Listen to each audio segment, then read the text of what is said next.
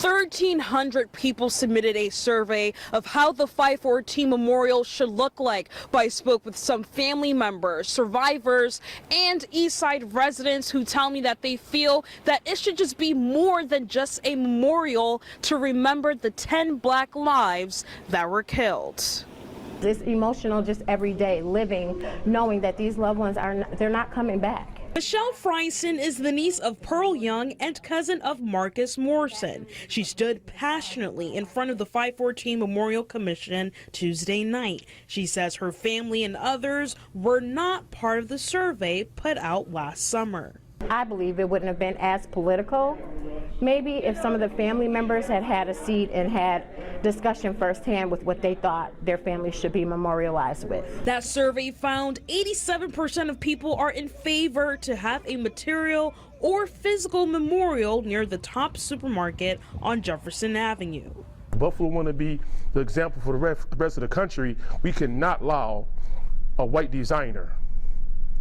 So, yeah, I'm really not here for the memorial. Grady Lewis is a survivor of the mass shooting. He tells me he is not in favor of a memorial. That's the problem in this country, is that we want to put up teddy bears and memorials, but nobody want to fix the problem. Like, when the problem going to be fixed? Fix the problem. You got this office, your office, all these intelligent people, and they know you have to go after the entities that are promoting racism, just as he went to the Buffalo East Side and it being looked at it a certain way. We know how racism is pushed in this country. Only 1,300 people responded to the survey. There are more than 33,000 residents living in the east side of Buffalo. A member of the Buffalo United Resiliency Center tells me they've tried their best to spread the word. So we put out as many surveys as possible. Anyone that came in was asked to complete a survey.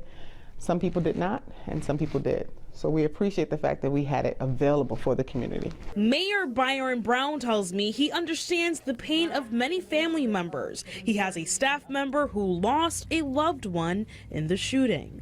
That staff member has been assigned to work on the 514 Memorial Commission and has reached out extensively to her family members.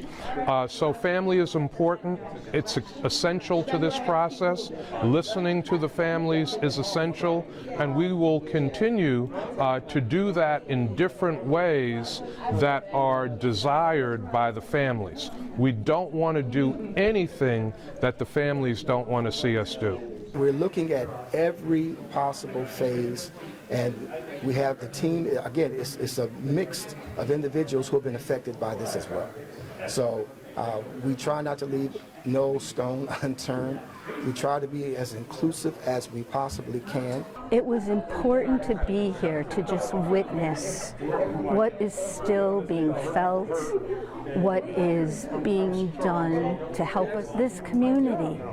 From the nucleus of the city to our suburbs, to our rural, to our entire state, to our country, to our world. Now, this is still an ongoing process on how the 514 Memorial should look like and where it should be placed. In Buffalo, Jocelyn Person, 7 News.